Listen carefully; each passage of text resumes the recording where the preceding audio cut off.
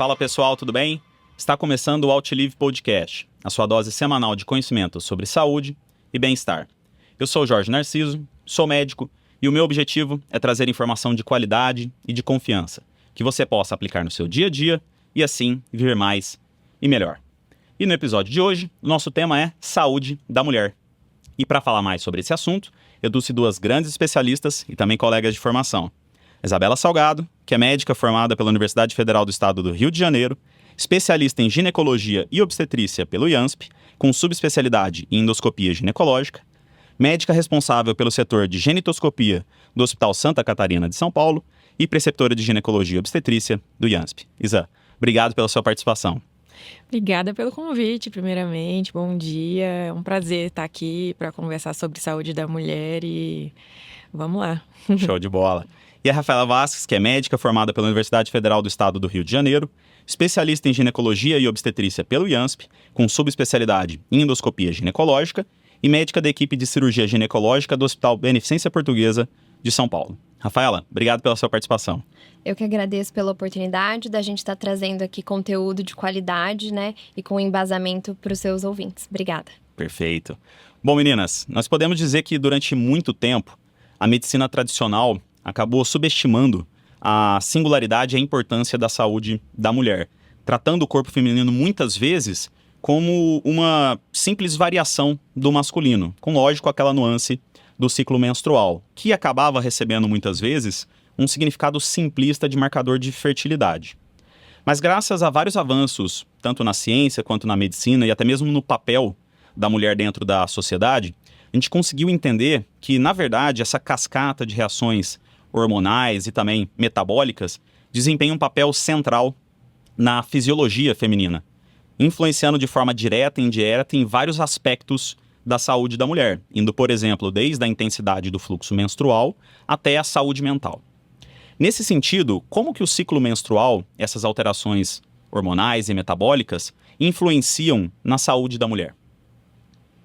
Bom, então assim, né, só para a gente contextualizar um pouco, a gente tem um ciclo, né, um eixo que faz esse controle do ciclo hormonal, então um eixo hipotálamo, hipófise, que vai ter o controle sobre o ovário, e onde a gente vai ter essa variação hormonal. E o que a gente vem, né, batendo e conversando com as pacientes é o quanto que esse ciclo também tem interferência de outros fatores, né, fatores inflamatórios, metabólicos, de estilo de vida, que vão interferir junto com esse eixo na saúde das mulheres. Né? Eu acho que é importante a gente tentar entender um pouquinho como é que funciona esse ciclo, né? Então, basicamente, para aquelas mulheres que menstruam de forma natural, né, que não estão usando nada de anticoncepcional, porque isso vai ter uma certa interferência no ciclo, a gente tem quase que duas fases bem demarcadas.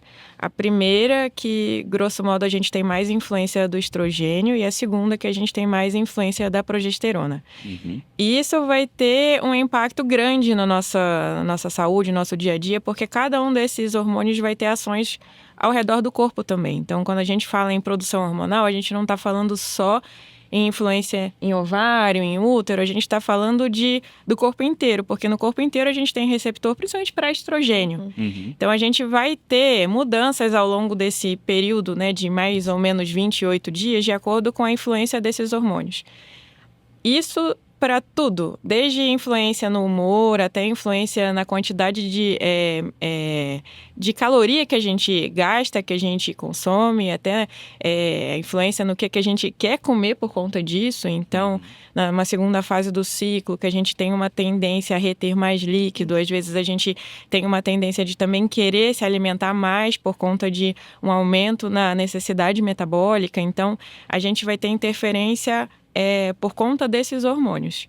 Se a gente tem qualquer tipo de interrupção desse processo, seja aí como a Rafa falou, né, de influências externas, nem que seja medicações ou do estilo de vida também, a gente vai ter, inclusive, alterações nesse processo dessa variação cíclica hormonal. E tanto que, né, hoje a gente tem ainda bem mais conhecimento de que, por exemplo, né, os transtornos disfóricos da pré-menstruação, que seria uma TPM bem acentuada, a síndrome dos ovários policísticos, a endometriose, ou até algumas questões de falta de menstruação, a gente tem interferência de fatores externos juntamente com esse ciclo hormonal interferindo. Então, a gente não vê mais a paciente apenas como esse ciclo hormonal, essa variação hormonal, e sim como um conjunto de fatores. Então, essa paciente precisa entender que, além da questão hormonal, a gente vai ter que manejar outros pilares do dia a dia dela, do estilo de vida dela, para que a gente consiga, né, promover mais qualidade de vida, mais conforto e dar aí mais disposição, enfim, a depender da demanda da paciente e das questões que a gente avaliar. Perfeito. E é interessante sempre associar essa relação entre a fisiologia da paciente e o meio em que ela está inserida, né? Então, existe uma influência tanto da fisiologia dela em como ela se comporta e todos os hábitos que ela desenvolve, mas também dos hábitos que ela desenvolve dentro dessa fisiologia, que ainda que exista ali uma certa definição biológica do que deve acontecer, influências externas também podem acabar aumentando, diminuindo alguns hormônios, isso se manifestar, por exemplo, em alterações tanto do ciclo quanto de outros sistemas. Mas quando a gente fala da especialidade em si, ginecologia e obstetrícia, talvez a obstetrícia esteja, na população geral, relacionada ao parto, aos cuidados com o parto em si. E a ginecologia, muitas vezes, é erroneamente associada apenas com esse período do menarque, né, que é entre a primeira menstruação e a menopausa da mulher. O quanto, mesmo antes da primeira menstruação e até mesmo depois da menopausa, essas alterações hormonais podem influenciar no desenvolvimento da mulher e também nas relações que ela tem com os seus hormônios, com as outras áreas da saúde. Hoje, né, a gente tem falado muito aí da qualidade de vida da paciente na menopausa ou no período perimenopausa, que a gente chama de climatério. Só para conceituar, né, a gente tem que a menopausa é uma data, né, a data da última menstruação dessa paciente, e a gente precisa ter um período de 1 ano sem uma menstruação para que a gente consiga fazer essa datação. Tá? Mas essa variação hormonal desse período perimenopausa, né, do climatério, a gente tem impactos na saúde óssea da paciente por conta de questões hormonais, na questão cognitiva dessa paciente, emocional, psicológica, né? Então, toda essa redução hormonal da paciente que está nessa fase de transição, onde a gente precisa, né, às vezes, fazer uma terapia de reposição hormonal para promover melhor qualidade de vida para a paciente, não só por uma questão hormonal, mas sim por todas as questões que vêm junto e que são impactadas por essa redução hormonal. Então, risco de osteoporose, de perda óssea, né, redução de cognição, de intelectual. Então, as pacientes chegam falando, doutor, eu tô com uma memória pior, parece que eu tô mais esquecida, né, Isa? Não sei, a Isa também faz bastante atendimento, acho que as pacientes também chegam com essa demanda aí para você. Na verdade, eu acho muito interessante o que você falou, porque não só hoje em dia, acho que já é cultural a gente encarar o ginecologista como o médico da mulher. Sim. Então, ao longo da vida inteira, a gente tem que ter esse papel, né? De se preocupar com o que vai além do ciclo menstrual, do que vai além com a fisiologia pura e simples ginecológica. E em algumas fases da vida da mulher, e eu acho que no climatério isso é muito bem demarcado, a gente tem que começar a prestar atenção em vários outros aspectos da vida dela. Então, a gente vai ter, sim, uma baixa desse estrogênio, né? Que ao longo da vida a gente tem uma produção mais aumentada ali perto da última menstruação, e depois da última menstruação a gente diminui muito a produção, principalmente do estrogênio. Isso vai ter efeito no nosso corpo inteiro, porque a gente tem receptor de estrogênio no coração, no músculo, no cérebro, no osso. Então, a gente vai ter uma tendência de diminuir massa muscular, diminuir massa óssea, de ter alterações a nível cerebral, tanto de regulação de temperatura, quanto até de memória, de padrão de sono, tudo isso pode mudar. Então, não é só uma questão de qualidade de vida em termos de sintoma que a gente tem que pensar, mas a gente tem que pensar nos aspectos que ela vai também perder ao longo do tempo por conta dessas mudanças. Então, aumento do risco cardiovascular, aumento do risco de osteoporose.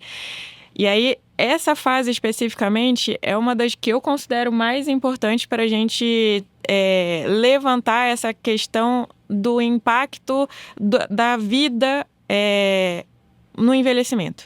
Sim. Então, é ali que a gente vai ter que implementar atividade física, que se precisar de reposição hormonal, a gente vai fazer reposição hormonal, a gente vai orientar a melhorar consumo de proteína, porque querendo ou não, é muito sutil essa diferença, e às vezes são pacientes que, do ponto de vista social, estão muito jovens, né? Ativas, Menopausa, né? No Brasil, a mulher brasileira ela vai parar de menstruar ali em torno dos 48, 50 anos. Ainda é uma mulher socioeconomicamente ativa, ainda é uma mulher que tem, mas que biologicamente demanda certos cuidados para envelhecer bem, envelhecer com saúde. Então, acho fundamental o nosso papel enquanto ginecologista, não só de cuidar dos sintomas desse período, mas de prestar atenção em como que vai ser esse envelhecimento para ser o mais saudável possível também. Perfeito. É porque a gente fala bastante também sobre aumento de expectativa de vida, várias outras alterações que aconteceram, mas é importante que a pessoa viva mais, mas também com mais funcionalidade. Perfeito. Não adianta viver 80, 90 anos sem funcionalidade, sem conseguir aproveitar aquilo. Como vocês falaram, cada vez mais a sociedade tem prolongado o tempo de atividade econômica, atividade sexual também, que a gente vai falar um pouco, entre outras, e ter uma boa qualidade de vida ao longo do tempo ajuda nesse aproveitar, né, o tempo que a gente tem. E a gente falou bastante sobre o aspecto mais final, que é a menopausa, né? O quanto essas alterações hormonais, todo esse balanço, impacta, por exemplo, na mulher em formação, ainda na criança, na adolescência, e quão importante é essa criança ou esse adolescente frequentar também um ginecologista. Então, é super importante até pra gente conseguir orientar essa menina, né, que tá chegando pra gente no consultório, e pra gente fazer uma avaliação de questão de desenvolvimento de caracteres sexuais secundários, então desenvolvimento da mama, pilificação, porque isso vai nortear pra gente uma referência não de fazer um exame laboratorial para dosagem hormonal, mas para a gente ter um referencial de como está sendo a evolução hormonal dessa paciente, né? Para que a gente consiga até evitar, em alguns casos, uma primeira menstruação ali precoce dessa paciente, porque isso vai ter um impacto no desenvolvimento do crescimento dessa menina. Às vezes, né, pacientes que se desenvolvem sexualmente ou até mesmo a primeira menstruação de uma forma muito precoce, ficam às vezes expostas, um pouco mais vulneráveis, então dentro daquele ambiente social ali, né, enfim, da infância, onde a gente não quer que essa criança perca, né, questões importantes da infância. Então é muito importante que os pais, quando identificarem, né, um desenvolvimento, aparecimento de pelos ou o broto mamário, né, da menina, que levem essa menina para o ginecologista para que a gente consiga ter tempo também de ter uma atuação com ela. No consultório eu acho que tem um segundo papel que é interessante, que é esse de introduzir a mulher desde cedo naquela questão das consultas de rotina, no contato com o médico de forma regular, porque isso tem total relação com prevenção de uma série de doenças e questões. Mas eu achei interessante essa questão que a Rafa falou, de ser cada vez mais precoce essa primeira menstruação, porque a gente também tem fatores externos envolvidos nisso. Sim. E com os últimos anos, né, essa questão de pandemia, em alguns locais foi até objeto de estudo que a menarca, que é essa primeira menstruação, ela estava ocorrendo de forma muito mais precoce em alguns países por conta da pandemia. Porque a gente tem um impacto importante do estresse, né? Em todas as fases da nossa vida. A gente acha que a gente tem impacto só no menarca, mas não. Na infância também isso pode ser um fator para alterar um pouquinho algumas questões hormonais. Então é importante a gente lembrar disso também, de ter um ambiente mais saudável possível, passa também por uma questão de saúde mental, inclusive na primeira infância. E é o que a gente vem vendo mais atualmente em alguns estudos, até questão dos disruptores, né, endócrinos, que são fatores externos. Então, produtos químicos de beleza, né, exposições, até às vezes produtos de limpeza que se utilizam na casa, crianças que gostam de maquiagem, né, questões assim. Essas crianças estão expostas a isso, então isso vai aumentar e vai favorecer, às vezes, uma questão de uma menarca mais precoce, uma primeira menstruação precoce, né? Estímulos de dieta, né? Uma alimentação de qualidade ruim, isso também é bem importante ficar atento. Perfeito. Isso vale também para a gente falar um pouco sobre os impactos tanto do avanço tecnológico quanto da mudança de estilo de vida em si, até como sociedade, o acesso mais precoce a internet, alguns conteúdos que a criança não tinha tanta capacidade, e ainda existe um certo estigma ali daquela ida ao ginecologista, de o pai falar, poxa, eu não vou levar minha filha no ginecologista, ela é muito nova ainda, ela não precisa saber sobre isso. Tem esse estigma, eu acho que a gente precisa tirar um pouco disso, né? Logicamente, um bom profissional, ele vai ter capacidade de informar e ajudar no desenvolvimento dessa criança muito mais do que qualquer outra fonte de conhecimento que é muitas vezes dúbia e até mesmo errada, né? E, ao mesmo tempo, eu acho que a ida ao ginecologista é uma das coisas que influencia também na melhor manutenção da saúde da mulher. Quando a gente compara, por exemplo, com um homem, que muitas vezes vai deixar para ir no médico com 40, 50 anos, quando ele já começa a pensar em alguma alteração urológica ou quando ele já tem um problema estabelecido. E aqui é o que a gente gosta de falar bastante sobre a prevenção, a promoção à saúde, para justamente a gente evitar que os problemas aconteçam. Mas vocês falaram bastante sobre o período da menopausa em si e chegaram a citar um assunto que é bastante controverso e também tem tomado cada vez mais destaque, que é a terapia de reposição hormonal, né? A gente sabe que com a menopausa existe uma alteração desse eixo que a gente tem, do hipotálamo, hipófise, das gônadas, alteração nos níveis de hormônios da mulher, e isso tem consequências que são, teoricamente, naturais para o corpo dela, mas que podem atrapalhar a sua qualidade de vida e que a terapia ela pode funcionar muitas vezes de forma interessante. Só que muitas vezes a gente vê, por exemplo, a terapia de reposição hormonal associada com problemas como câncer de mama, entre outros. Toda mulher ela se beneficia de terapia de reposição hormonal e quando que ela vai se beneficiar dessa utilização? Então, assim, a questão da terapia de reposição hormonal é uma ferramenta, isso que eu gosto de falar para os pacientes, que a gente tem para ajudar essa paciente a passar por essa fase com uma qualidade muito melhor, né? A gente sempre precisa colocar que na medicina, não é só na ginecologia, não é que uma coisa é bom para todas, né? Então, a gente vai precisar avaliar o quanto essa paciente está tendo de impacto, às vezes por sintomas, o quanto essa paciente já tem algumas questões que com a terapia de reposição hormonal a gente pode beneficiar e melhorar. Então, uma questão já de uma predisposição de osteoporose, uma osteopenia, uma paciente que já tem uma questão de colesterol, dislipidemia, então que às vezes com a terapia de reposição a gente consegue também ajudar.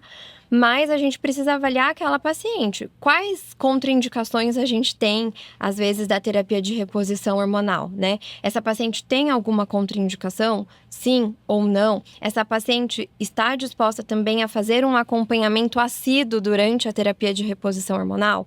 A gente sempre tem que expor a paciente os riscos e os benefícios. E essa paciente, juntamente conosco, avaliar se ela é uma paciente que vai se beneficiar ou não. A gente tem que ter o conhecimento e as ferramentas para orientar a paciente e disponibilizar, né, a terapia, que eu não julgo, né? Acho que é uma ferramenta que a gente tem para ajudar e a gente ajuda várias mulheres. Mas a gente sempre tem que também expor os riscos e ver se essa paciente tem alguma questão que contraindique uma terapia hormonal. E aí, se sim, a gente tentar oferecer outras ferramentas que a gente tem para tentar minimizar aí algumas questões da menopausa, né? Eu acho super importante isso que a Rafa falou da participação da paciente, né? Porque eu entendo a medicina hoje como a ausência de receita de bolo. Aquela coisa que a gente tinha, né, antigamente, de que toda paciente, tem muita gente que já vem com uma receita pronta e prescreve aquilo para todo mundo. Não é assim. As pacientes, elas são individuais, elas têm problemas, elas têm questões de saúde específicas, elas têm sintomas específicos e a gente tem que ser cada vez mais específico e mais individual nesse tratamento. Então, a reposição hormonal, ela também é individual. Vai depender do que a paciente tem por objetivo. Então, no geral, a gente vai sempre avaliar indicações e contraindicações. Então, as indicações, no geral, são os sintomas, que às vezes podem incomodar ou não a paciente. Paciente que não se incomoda, que não tem sintoma, não é uma paciente que precisa de reposição hormonal. Às vezes é uma paciente que quer fazer independente disso e tudo bem. A gente vai só alertar que existem também contraindicações, porque nenhuma medicação na medicina é isenta de risco e de efeito colateral. Ainda mais um hormônio, né? Ainda mais hormônio. Então, assim, a gente tem sim aumento de chance pequeno, mas tem de câncer de mama. Se não é uma reposição bem feita, a gente não tem, né, a proteção do endométrio. Pacientes que têm útero também podem aumentar risco de sangramento, de câncer de endométrio. Tem aspectos positivos? Sim, a gente vai diminuir risco de osteoporose, a gente pode melhorar o perfil metabólico dependendo do tipo e da via de administração que a gente usa, mas a paciente ela tem que participar disso, porque no fim das contas quem vai usar a medicação é ela. Então, ela tem que saber as indicações, as contraindicações, os riscos, os benefícios, até para ela participar dessa decisão. Eu acho que cada vez mais, não só com a terapia hormonal, anticoncepcional também é assim. Não adianta a gente chegar e prescrever no mesmo anticoncepcional para todo mundo, porque a gente vai ter ganhos secundários com o uso das medicações, que vai depender muito do estilo de vida e de cada paciente individualmente. E acho que, pelo menos as minhas pacientes, assim, eu não prescrevo terapia hormonal sem explicar tudo isso e sem orientar de que ela precisa de algumas mudanças de estilo de vida. Porque a atividade física também ajuda a maioria, se não todos os sintomas desse período de transição, e vai ter aquele ganho secundário no envelhecimento saudável, né? Sim. Então, é parte da conversa do consultório alertar sobre tudo isso e indicar o quais são os caminhos possíveis para a decisão vir junto da paciente, do que a gente pode fazer para melhorar a qualidade de vida dela. Perfeito. E esse ponto que você trouxe, por exemplo, da individualização do tratamento, da utilização de medicamentos, eu acredito que tem várias coisas que a gente pode fazer que servem para todo mundo. Atividade física, boa alimentação, evitar o uso de substâncias, coisas que a gente coloca aqui, sono de qualidade, como pilares de uma saúde que vão ajudar na longevidade da pessoa. Mas até mesmo esses pontos, eles têm algumas individualizações, porque, basicamente, o exercício físico ideal é aquele que você consegue fazer sempre. Sim, A boa alimentação é aquela que tá baseada em alguns pilares, mas que você consegue manter na maior parte dos dias. Então, essa individualização do cuidado, inclusive para outras áreas que a gente vai comentar aqui, que são a saúde mais epidemiológica ou geral de um país, de um sistema de saúde, e o atendimento de um médico particular, por exemplo, dentro de um consultório, que consegue aplicar de forma mais individualizada o cuidado também. Mas você falou bastante sobre a terapia de reposição hormonal, mas chegou a citar o anticoncepcional, que talvez seja um dos grandes avanços que a gente teve dentro da ginecologia para controle de natalidade, controle de sintomas e tudo mais. Só que assim como a terapia de reposição hormonal, o anticoncepcional tem esse viés de talvez, todo mundo precisa, todo mundo pode tomar o mesmo tipo de anticoncepcional, a maior parte deles não tem efeitos colaterais importantes. Como que hoje em dia a gente vê essa relação do anticoncepcional? Ele pode ser tomado por qualquer pessoa e quando ele é bem indicado? Não, eu acho que a gente precisa, né, avaliar com a paciente, assim, algumas questões. Os anticoncepcionais, a gente tem, né, diferentes opções aí no mercado, né? Quais são os objetivos dessa paciente? É apenas um objetivo de contracepção, né? É uma paciente que vai tomar assiduamente o anticoncepcional, pra gente, falando assim, da pílula oral, né? Não, é uma paciente que tem esquecimento. Então, a gente precisa buscar uma outra via de administração, né? Do método contraceptivo. E hoje em dia, a gente tem os métodos de longa duração. Então, como os DIUs, o Implanon, né? E dentro, e mais especificamente das pílulas, a gente tem composições diferentes delas. Então, a gente precisa avaliar. É uma paciente que pratica atividade física, que tem hábitos saudáveis de vida, onde às vezes a gente pode usar uma medicação. É uma paciente que não é que a gente vai prescrever a pílula, né, o contraceptivo pensando nisso, mas é uma paciente que pode se beneficiar de alguma melhora de pele, né, de questão de oleosidade, então a gente pode partir, né, para uma outra composição. Então, a gente precisa avaliar várias questões. Existem as contraindicações, né, da prescrição de pílulas, falando combinadas, onde a gente tem talvez mais contraindicações pensando no estrogênio do que na progesterona, né? Então, quando a gente fala de pílula combinada, onde a gente vai ter estrogênio com progesterona, a gente precisa pensar nas contraindicações, até para que, caso aquela paciente tenha, a gente elimine essa opção dentre das que a gente vai dar ali para ela. Mas ver quais são, às vezes, fatores secundários que, com a nossa prescrição, a gente pode tentar ajudar essa paciente ali por outros aspectos, né? Eu vejo uma tendência muito grande de mudança, assim, de perfil de paciente mesmo. As pacientes mais novas, às vezes, têm uma resistência muito grande a usar métodos hormonais, contraceptivos, né, hormonais, por desinformação, talvez, né? Gente que acredita que só tem efeito colateral. Não. Só tem risco. Não. Vai... aquelas coisas, né? Vai me causar trombose, vai diminuir minha libido, vai engordar. E aí tem uma certa aversão a usar métodos hormonais. eu acho que de novo, o nosso papel é sempre informar e no fim da história, a decisão é da paciente. Então, aquela paciente que tem medo, que não quer usar, tudo bem. A gente tem vários outros métodos contraceptivos, inclusive não hormonais. Mas desmistificar um pouco isso também, porque hoje em dia mudou, né? A gente, até poucos anos atrás, a gente tinha uma gama muito pequena das possibilidades de anticoncepcional. Hoje em dia, o que não falta é anticoncepcional com composições diferentes, com dosagens diferentes, com vias de administração diferentes. Então, você não precisa usar uma pílula oral, você pode usar um implante, você pode usar o DIU, como ela falou, adesivo, anel vaginal. Então, todos eles vão ter uma especificidade e que às vezes vai ser melhor para aquele perfil de paciente. Então, paciente que não quer menstruar, a gente tem essa possibilidade. Paciente que quer menstruar, a gente tem essa possibilidade. Paciente que não pode usar estrogênio, a gente pode usar métodos com progesterona isolada, de diversas vias de administração. Então, é muito individual. O que a gente precisa é justamente entender quem é aquela paciente, quais são os problemas de saúde que ela tem, quais são os riscos. Uma paciente que fuma, que está acima do peso, que tem pressão alta, a gente não vai usar estrogênio, porque aí realmente a gente vai ter um risco maior de trombose.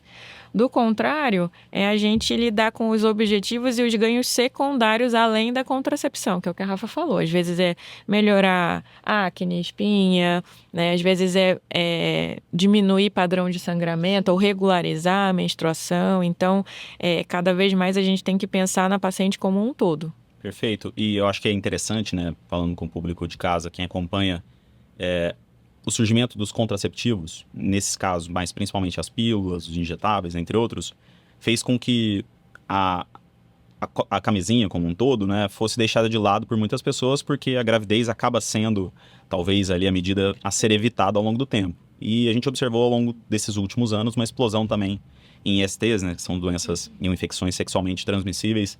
Então, lembrar o pessoal de que mesmo que você faça uso de um anticoncepcional para evitar a gravidez, o método de barreira que a gente tem, nesse caso principalmente a camisinha, é importante justamente para evitar também esses problemas. Então, tentar conscientizar o pessoal em relação a isso. E aí, tem dúvidas sobre o seu ciclo menstrual, sobre as alterações que ele pode ter na sua saúde? Deixa aqui nos comentários, que vai ser um prazer para a gente responder a dúvida de vocês. Bom, meninas, a gente chegou a falar sobre terapia de reposição hormonal, sobre o contraceptivo, e tem algumas coisas que hoje em dia estão em um pouco de hype, que tem mais a ver com chip da beleza, com implantes em si, com a utilização de esteroides anabolizantes, principalmente hormônios mais masculinizantes no sexo feminino. Qual é o risco real do uso dessas substâncias para a saúde da mulher, principalmente quando feitos de forma automedicada, né, pela própria paciente? Assim, o que que eu gosto de falar para as pacientes, que nada não tem risco, né? Então, esses implantes que a gente tem visto, que é o famoso chip da beleza, que é importante, assim, só para o pessoal de casa, a gente separar o que é chip da beleza e o que é o Implanon, porque a gente tem um método contraceptivo que é um implante, que é o Implanon, e que não tem nada a ver e não é usado com esse objetivo, enfim, de outros fins. Essas pacientes precisam saber que esses implantes que estão sendo utilizados, né, existem os riscos. Uma pela questão de que a maioria deles são absorvíveis. Então, às vezes, quando a paciente tem efeitos colaterais indesejáveis, a gente não tem como tirar. Porque ele é absorvível. Então, a gente não consegue ir lá e tirar. Então, vai ter que esperar acabar o efeito da medicação, né? E aí, a gente sempre precisa pensar nas questões como, por exemplo, engrossamento da voz, aumento de pilificação, né? Oleosidade da pele, algumas questões também hormonais, então por conta de aumentar, talvez em alguns casos, um hormônio mais masculino, né? Então a gente pode ter algumas consequências para essas mulheres, sim. Na verdade, eu acho que tem um outro fator importante de ser lembrado, que não existe padronização na comercialização dessas medicações. Então, às vezes, a gente não sabe nem a quantidade de hormônio que está sendo utilizado naquela administração e os efeitos que a gente vai ter por conta disso. Não que não exista benefício, né? O chip da beleza, geralmente, o que se usa é a gestrinona, que é uma progesterona. Não que a gente não tenha benefício da gestrinona em si, mas às vezes a gente não sabe a dosagem que está sendo aplicada, a gente não sabe o quanto que está sendo absorvido, porque não existe uma padronização. Isso foi acho que o que motivou a Febrasgo, né, que é a federação que regula um pouco a parte da ginecologia e obstetrícia aqui no Brasil, a emitir esses alertas de evitar usar, porque a gente não sabe exatamente o efeito, a gente não tem estudos a longo prazo do que a gente poderia ter de consequência também para a saúde. E o mesmo eu já acho que a gente pode falar sobre a testosterona, porque não é um hormônio que a mulher precisa em grandes quantidades. Sim. Inclusive, é um hormônio que é derivado do estrogênio. Então, a mulher que produz estrogênio, ela vai converter esse estrogênio em testosterona também.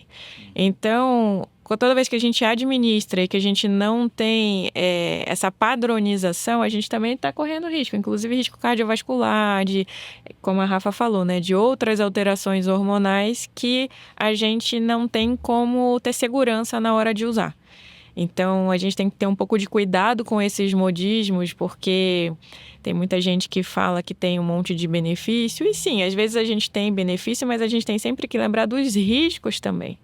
E isso que é interessante, porque nem sempre a gente sabe todos eles e a gente não tem segurança para usar a medicação, até por não ter uma padronização do uso. Perfeito. E é o que a gente sempre fala aqui, né?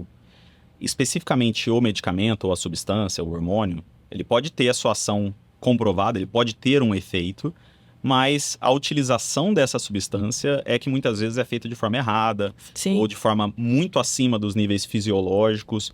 E isso não só vai atrapalhar a ação direta daquele hormônio, então as consequências negativas do uso dele, como também desregular, provavelmente, uma boa parte dos eixos que a gente tem hormonais. E aí sim, depois sobra para o outro profissional, que é um profissional um pouco mais cuidadoso, que pesa os riscos e os benefícios, para tentar recuperar tudo isso. E às vezes isso demora e muitas vezes gera consequências que talvez não sejam mais tratáveis para a própria paciente. Então, tomar sempre cuidado com a utilização, principalmente com profissionais que muitas vezes trazem esse tipo de substância ou de solução já logo na primeira consulta, sem... Como única opção Exatamente. também, né? Perfeito.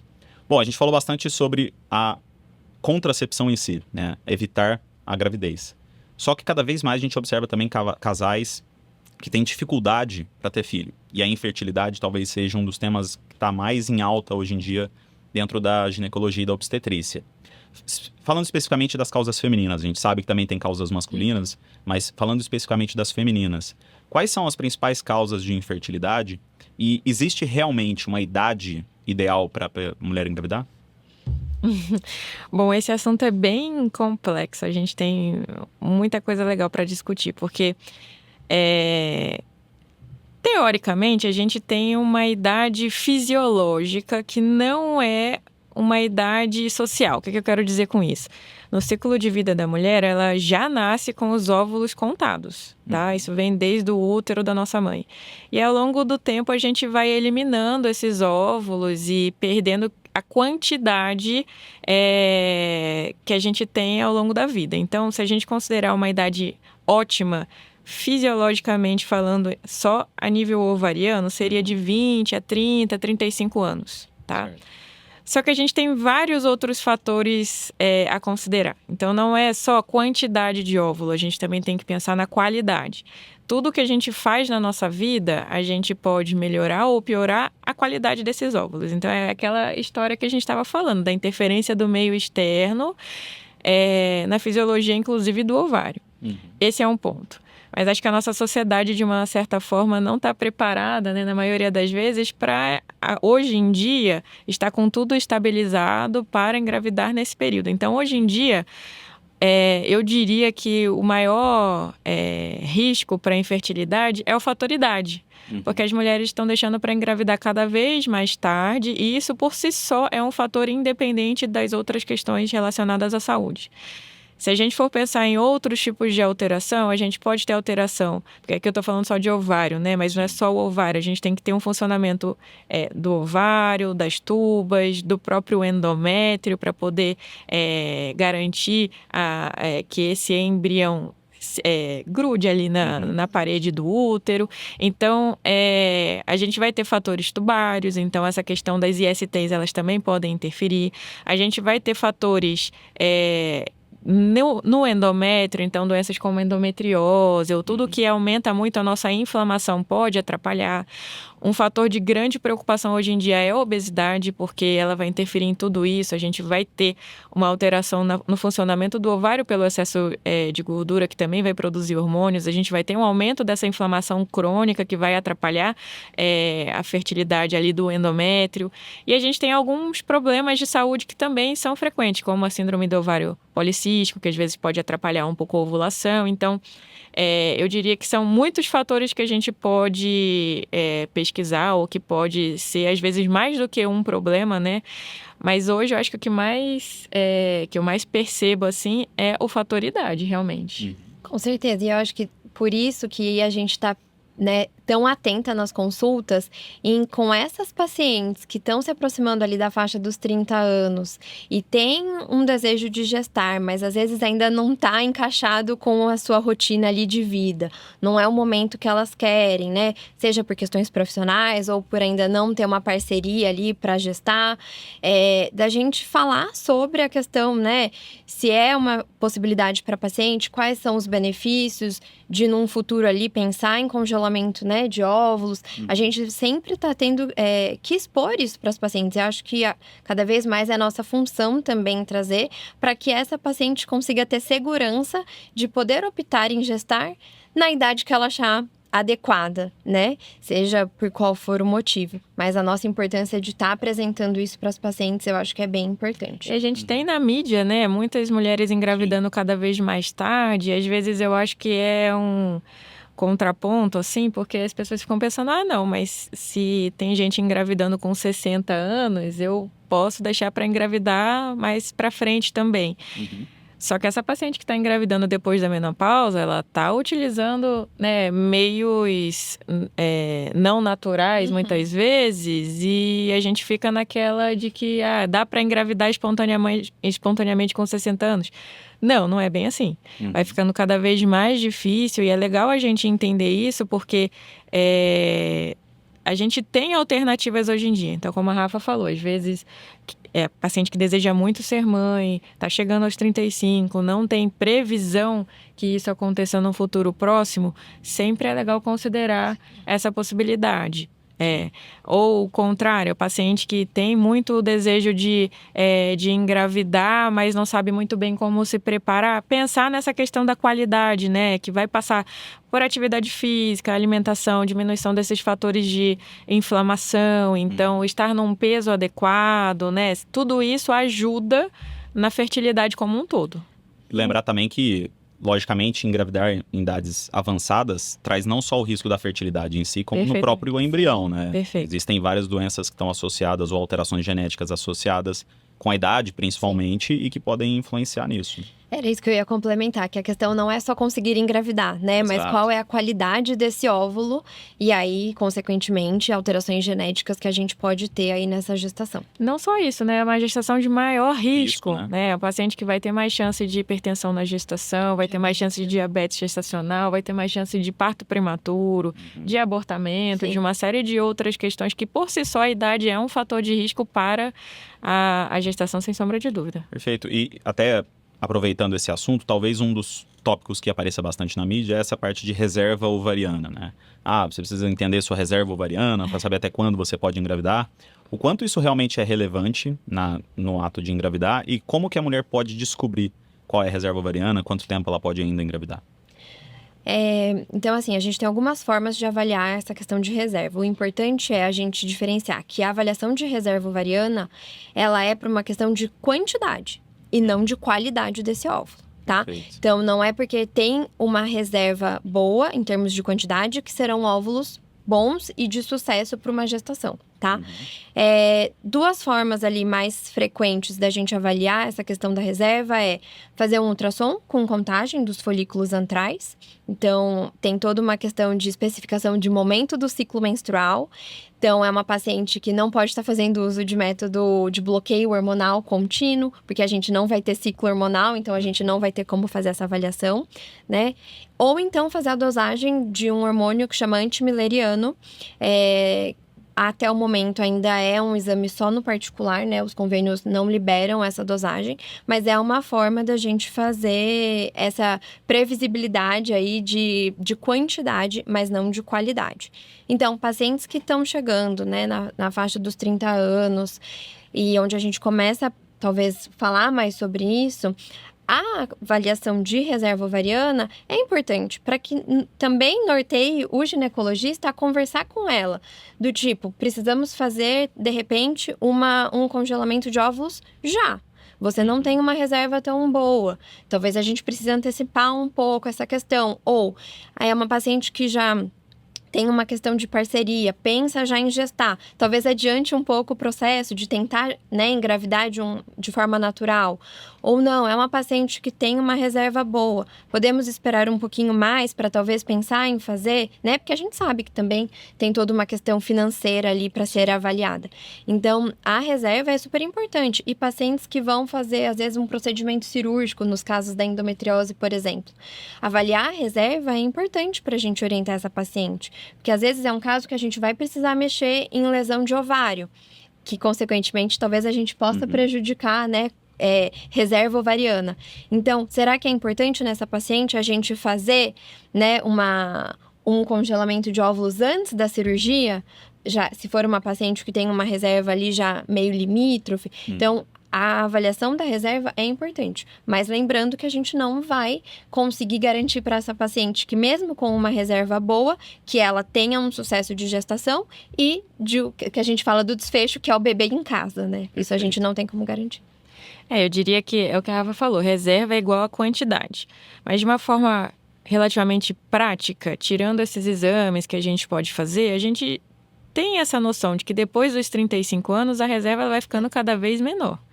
Então, até para aquelas pacientes que não têm condição de pagar o exame ou que, enfim, não conseguem fazer, eu acho que um bom marcador para isso seria realmente a idade.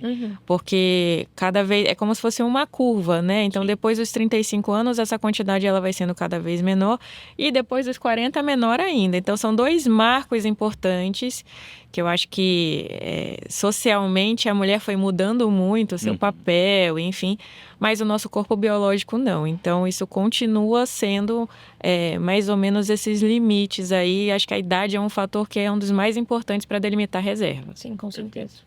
Bom, você citou rapidamente a obesidade, né?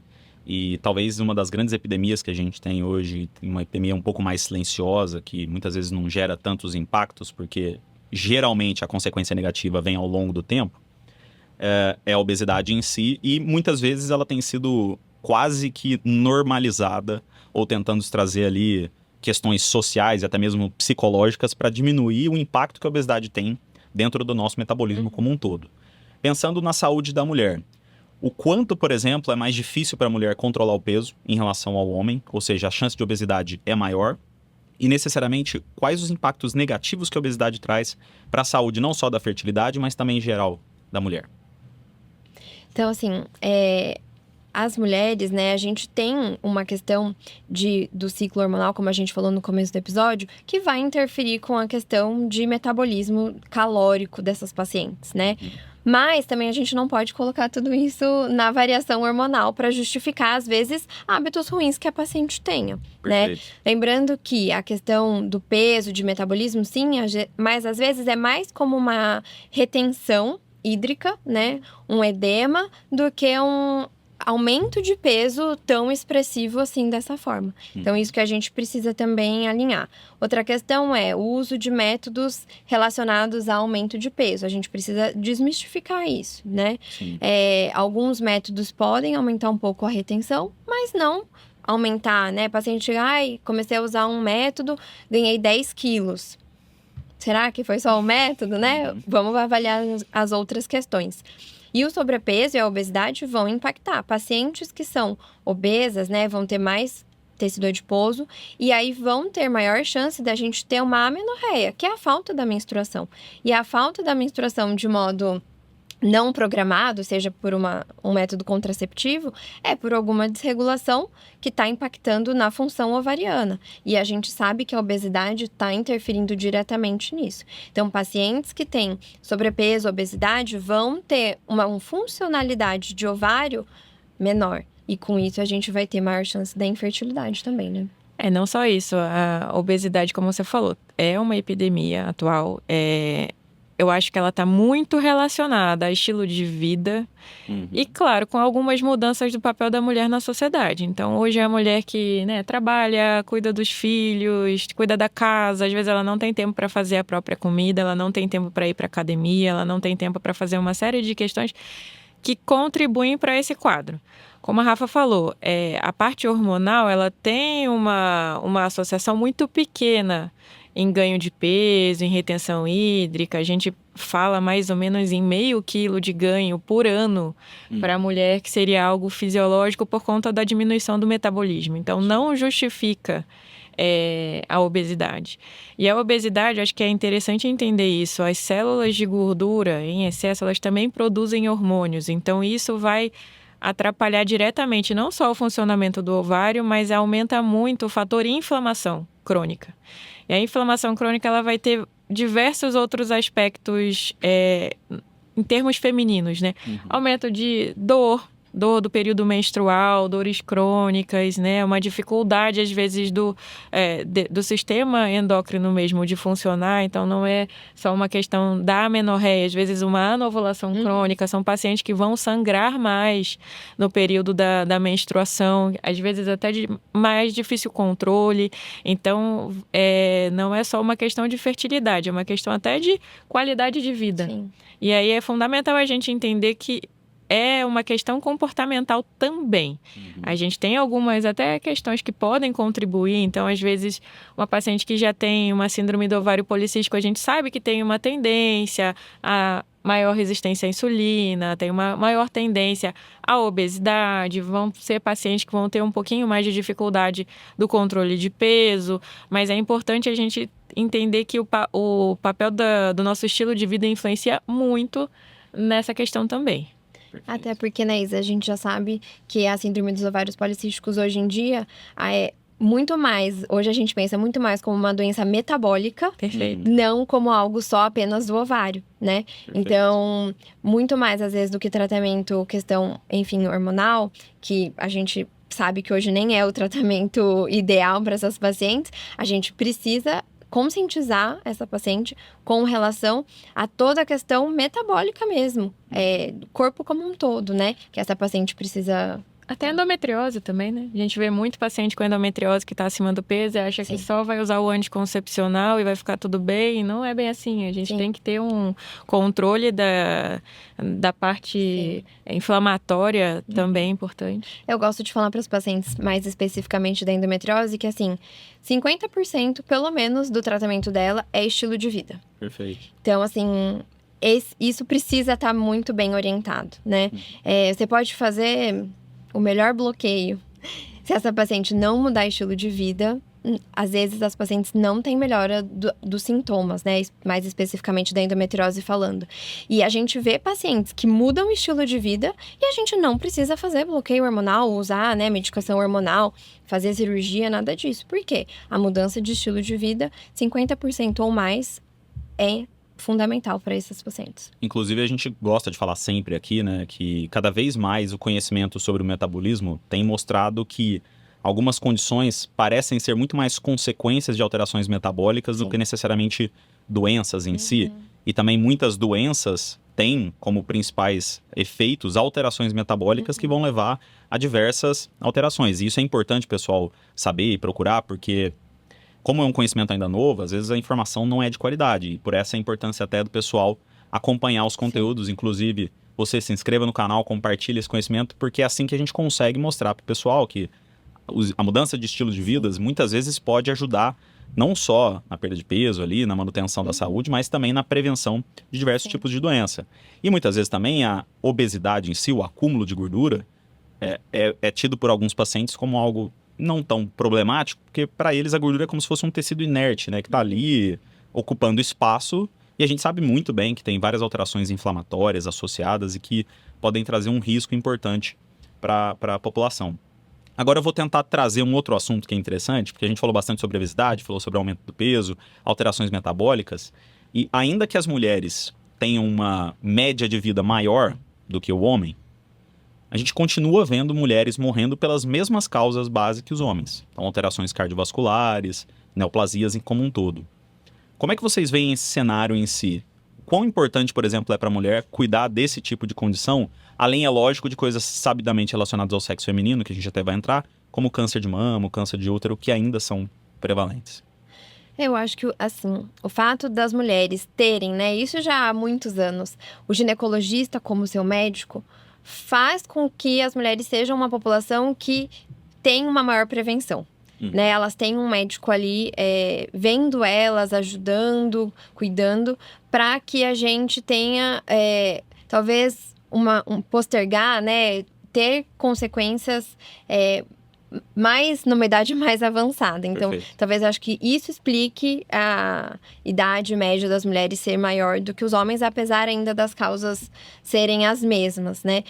Diferentemente do homem, que acaba procurando um médico só quando já tem uma questão, um problema ali para resolver, né? Não tem esse hábito de um acompanhamento a longo prazo, de cuidado e tudo mais. Acho que isso também. Eu acho que as causas são as mesmas porque o estilo de vida é o mesmo, né? Então, na verdade, se a gente pensar que o que mais... a mortalidade hoje está relacionada justamente a doenças cardiovasculares, a neoplasias, o que a gente tem causando doenças cardiovasculares e neoplasia? Tem tudo a ver com o estilo de vida que a gente leva. Então, é o que a gente tem conversado, né, até aqui. Sedentarismo, disruptores endócrinos, poluição. Às vezes a gente vive em grandes cidades, a gente está constantemente lidando com radiação, com poluição, com questões que vão interferir de forma ambiental no funcionamento de várias células, aumentar riscos de divisões erradas. Então, isso tem o seu papel, tá? Mas acho que é interessante lembrar que, até por uma questão hormonal, quando a mulher para de menstruar, aquela história, né? Diminui o estrogênio, e o estrogênio é um fator protetor para muita coisa. Então, depois da menopausa, os riscos vão ser praticamente os mesmos, porque o funcionamento vai ser muito parecido com o do homem também nesse sentido.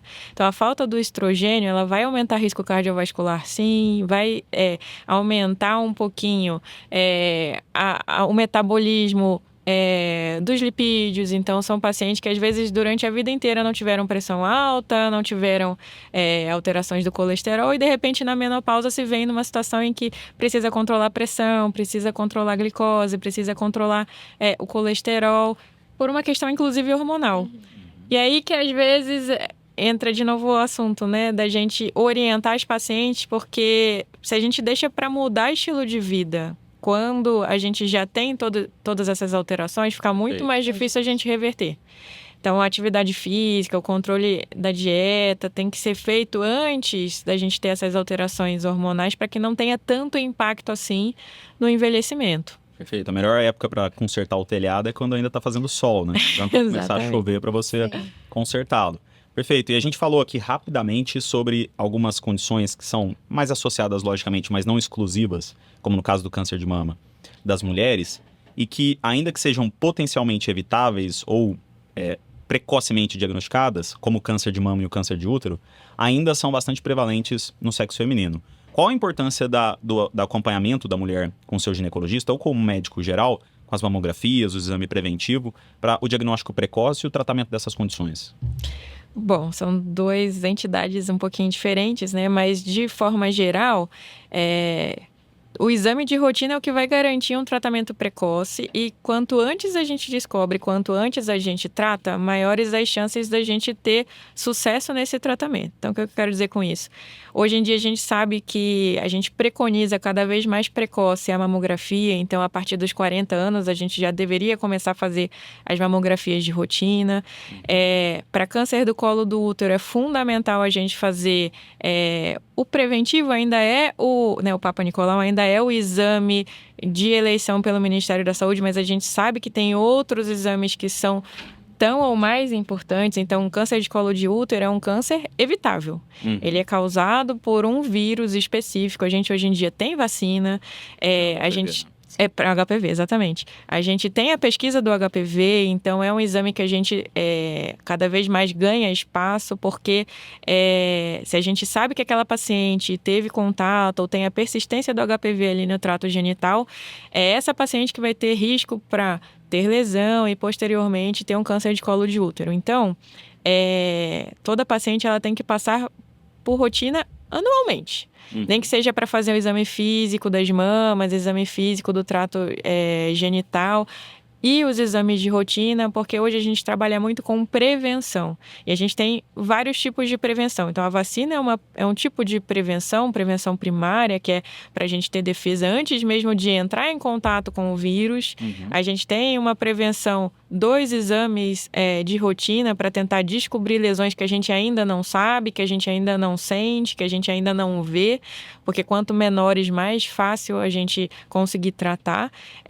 E se é algo que já está ali instalado, quanto antes a gente começa tratamento, maiores as chances de sobrevida, de controle de doença. Então, é fundamental esse acompanhamento. E acho que é só importante, né, para complementar, que assim, a questão do HPV e do câncer de colo do útero, a paciente precisa saber que não é porque tem HPV que vai ter o câncer, né? E aí é que tá a nossa função, acompanhar essa paciente. A gente sabe que na população, 80 a 90% das mulheres, em algum momento da vida, vão ter contato com HPV. Tá? Que está muito relacionado com o ato sexual em si, né? Sim, a HPV é uma doença sexualmente transmissível, tá? A gente precisa orientar isso.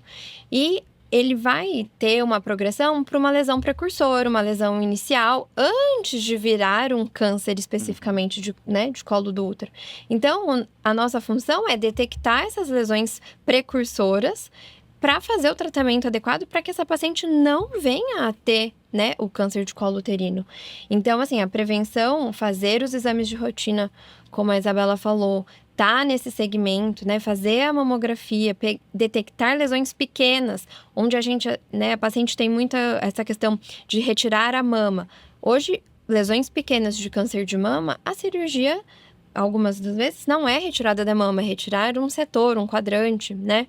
Então, quanto antes a gente faz, né, o diagnóstico de uma lesão neoplásica, seja câncer de mama ou câncer de colo do útero, o tratamento é muito menos impactante, né, para a paciente, com uma maior taxa de sobrevida, menor perda ali de qualidade de vida para essa paciente também. Então, acho que isso é bem... Por mais que a gente fale mais nos exames de rotina, como prevenção, a gente também não pode esquecer que tudo que a gente conversou sobre atividade física, sobre manter o peso...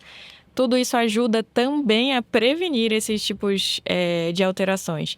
Seja câncer de mama, que vai ter também aumento de risco por conta da obesidade, né? Porque também vai ter ali a influência da produção de estrogênio na gordura, no tecido gorduroso. Seja no câncer de colo de útero, em que às vezes você melhorar a sua imunidade local para eliminar o vírus vai ter total impacto em evitar lesões ou diminuir as chances do HPV persistir ali no trato genital. Então, na verdade, tudo isso que a gente tem falado é fundamental também como forma de prevenção. Sim, até porque é aquilo, né?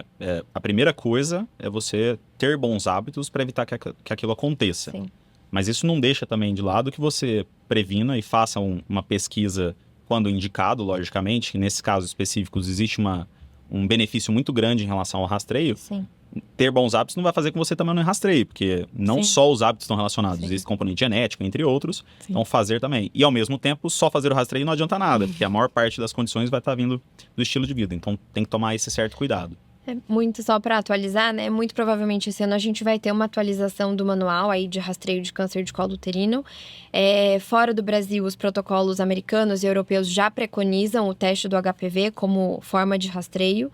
No Brasil, como a Isa falou, a gente ainda está na questão do Papa Nicolau, mas a gente está torcendo e muito provavelmente, sim, esse ano nessa atualização eles vão complementar com a questão do teste do HPV. Perfeito. E aproveitando que a gente falou sobre epidemia, né, epidemia da obesidade, um outro assunto que está sempre em voga é a saúde mental das pessoas. quando a gente fala principalmente sobre transtornos como ansiedade, depressão, as mulheres elas acabam aparecendo como uma incidência muito aumentada dessas condições. Existe alguma relação hormonal com o aparecimento da ansiedade, a depressão, e o quanto alterações nesses hormônios, até mesmo no próprio climatério que vocês conversaram, pode predispor ao aparecimento dessas condições? A gente tem aquelas flutuações hormonais, né, do ciclo menstrual. Então, quando a mulher ela está numa fase mais da segunda fase, né, do ciclo, que tem mais influência da progesterona, tem uma diminuição ali da influência do estrogênio, a gente fica assim um pouco mais suscetível a algumas alterações. Então, acho que a Rafa já tinha comentado, né? Tem algumas mulheres que vão ter mais disforia nesse período pré-menstrual, que às vezes é uma questão mais melancólica ou mais ansiogênica, né? E aí, às vezes, se são pacientes que já têm algum fundo genético, ou que já têm alguma predisposição, são períodos em que esses quadros podem ficar piores. Pelo mesmo motivo, a baixa do estrogênio, essas flutuações muito grandes nesse período do climatério, né, da transição para a menopausa, a gente também vai ter uma piora, porque a gente tem receptor de estrogênio no cérebro, em alguns setores em que às vezes isso contribui realmente para que os quadros fiquem um pouco piores. Então, às vezes, o nosso objetivo é justamente bloquear essas flutuações, essas alterações ou cíclicas ou muito grandes em um curto período de tempo para poder ajudar. Mas não é o único fator. Então, a mulher ela também vai ter fatores sociais, ela vai ter fatores ambientais, ela vai ter fatores genéticos que podem contribuir. Então, não é toda mulher que vai ter uma disforia pré-menstrual, não é toda mulher que vai ter depressão ou ansiedade, mas...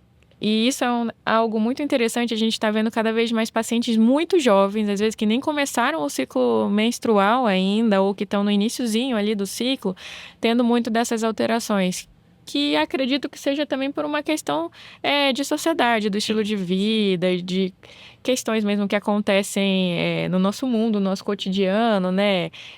Que atrapalham um pouco e que ajudam nesse processo. Mas, sem sombra de dúvida, a gente tem uma influência dessas variações hormonais também. Sim. Aí, só para complementar, das variações hormonais, a gente não pode esquecer do momento, né, das pacientes que estão gestantes Sim. e pós-parto, né? Onde a gente precisa ter bastante atenção a essas variações aí emocionais, psicológicas dessa paciente, para que a gente consiga dar um suporte. E lembrar, né, que a gente, às vezes, não é só bloqueando menstruação, enfim, ou diminuindo essa flutuação, mas às vezes a gente precisa lançar a mão de um acompanhamento psiquiátrico, psicológico, o uso de medicações mais específicas para também ajudar essa paciente, tá? Então, às vezes, precisa ser um acompanhamento ali multidisciplinar, né? Com psicólogo, psiquiatra, e a gente mostrando para a paciente os benefícios disso, né? Enfim, para a gente também tá amparando essa paciente, que eu acho que ainda tem muito preconceito com o uso de medicamentos ali, talvez antidepressivos e tudo mais, mas para que a gente encoraje essa mulher a fazer um tratamento adequado. Isso é muito importante, porque eu acho que a gente, enquanto ou obstetra ou ginecologista, a gente tem que ficar de olho naquelas pacientes que justamente vão se beneficiar de algo além do nosso acompanhamento e do nosso tratamento. Porque como é algo muito frequente, né, as pessoas às vezes acham, TPM é normal, toda mulher tem. Não é bem assim, às vezes isso pode ser fisiológico, mas às vezes tem algum outro componente, alguma doença psiquiátrica. Toda mulher vai ficar triste, vai ter o blues puerperal que a gente fala, né, desse período pós-parto.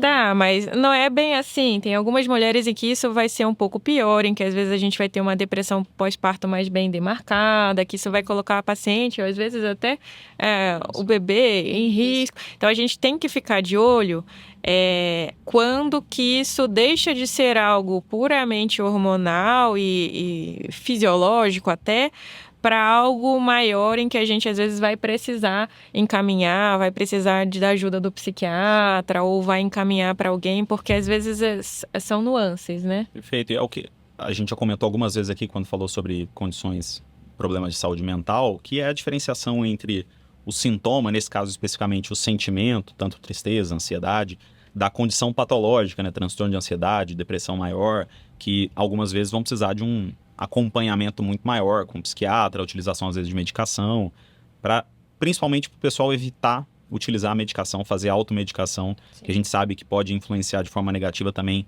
em outras áreas. Caminhando para o final da nossa conversa, eu sei que a gente já citou algumas vezes isso aqui, mas eu queria saber de vocês qual é a real importância de bons hábitos, principalmente relacionados a sono de qualidade, boa alimentação, a prática de exercício físico e também algo que tem crescido muito junto com essa parte de saúde mental, que é o consumo de substâncias, tanto tabaco, álcool como drogas em si, na saúde da mulher. Eu falaria que estilo de vida é 100% importante, né? Ter bons hábitos.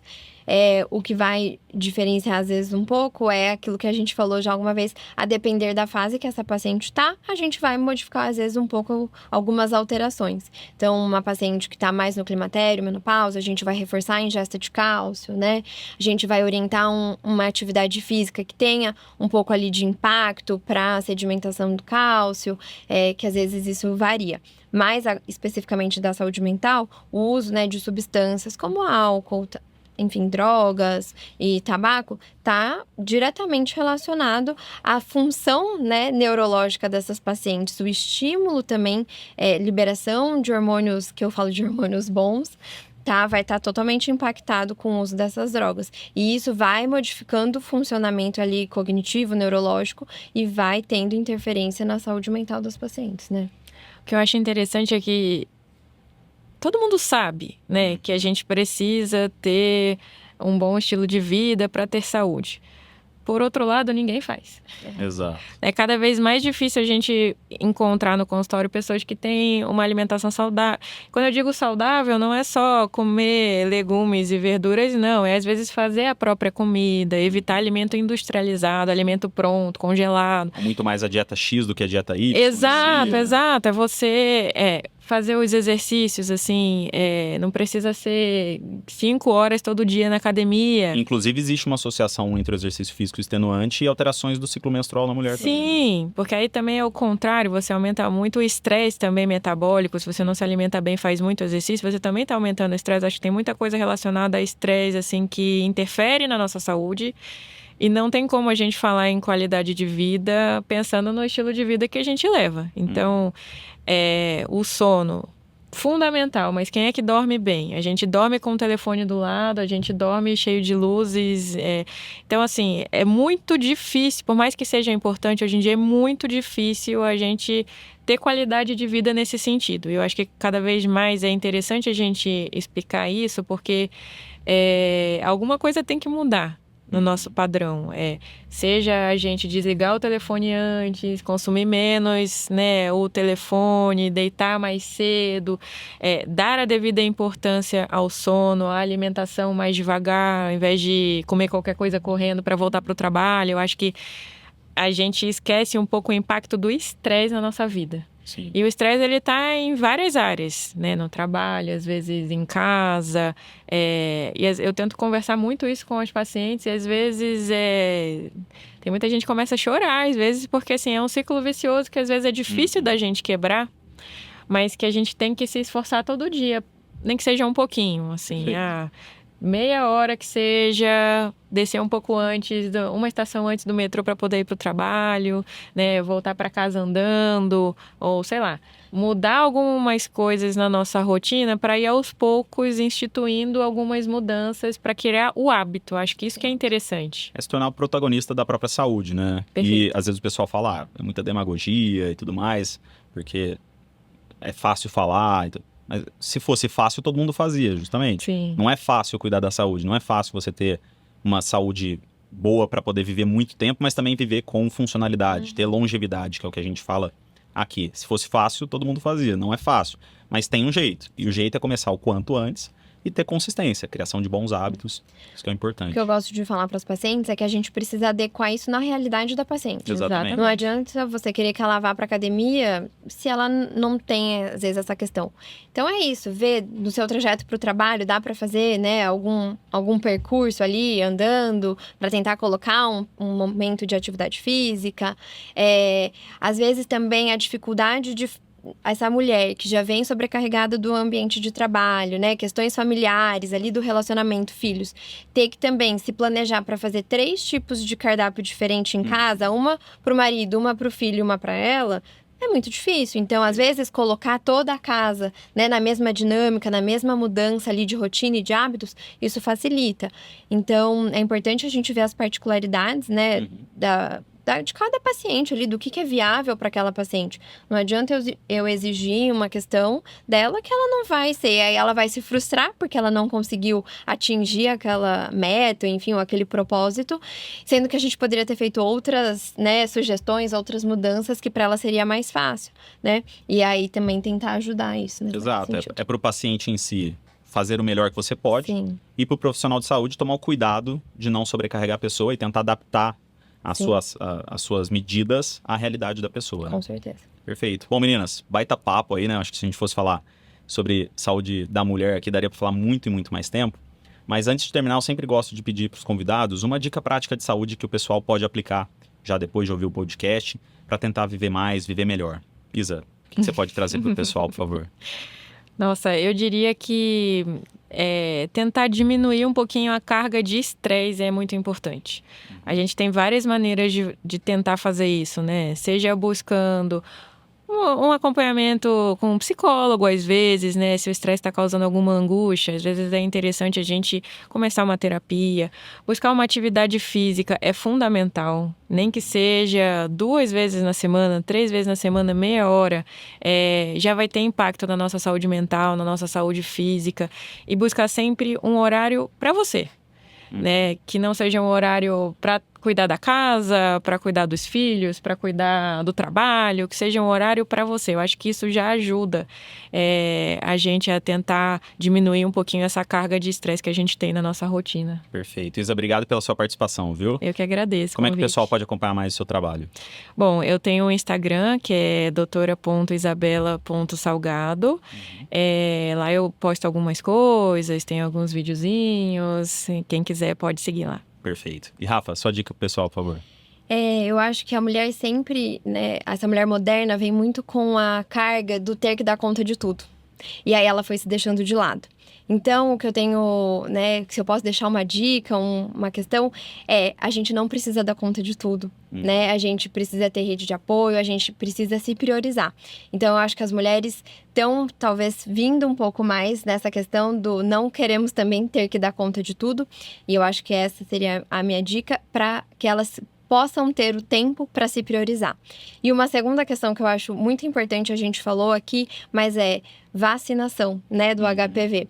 É uma dica, talvez, mais médica do que prática ali, Perfeito. mas vacinem-se pro HPV. E aí também lembrar das crianças em si, porque existe esquema vacinal para criança e Sim. prevenção quanto antes, melhor, né? Tá ótimo. Perfeito. Como é que o pessoal pode acompanhar mais o seu trabalho? Eu tô na rede do Instagram, então, @doutorarafaela.vasquez. Lá eu tenho trazido conteúdo e também tenho o meu contato. Obrigada. Perfeito, meninas. Obrigado mais uma vez. Espero contar com vocês em outras discussões aqui, tá? Muito obrigada. Show. Se você gostou da nossa conversa de hoje, não deixe de se inscrever no nosso canal e ativar o sininho das notificações para não perder os próximos episódios. Toda semana vamos trazer informação de qualidade e de confiança, baseada em ciência e focada naquilo que realmente faz a diferença para você viver mais e melhor. Você também pode assinar a nossa newsletter e receber diretamente no seu e-mail de forma gratuita resumos dos nossos episódios, dicas práticas para melhorar a sua saúde e outros conteúdos exclusivos. Todos os links vão estar aqui na descrição do vídeo. Aproveite também para nos seguir nas nossas redes sociais e continuar conectado conosco e com a sua saúde. Obrigado pela sua atenção e até a próxima. Boa! Pô, show de bola, hein? Nossa.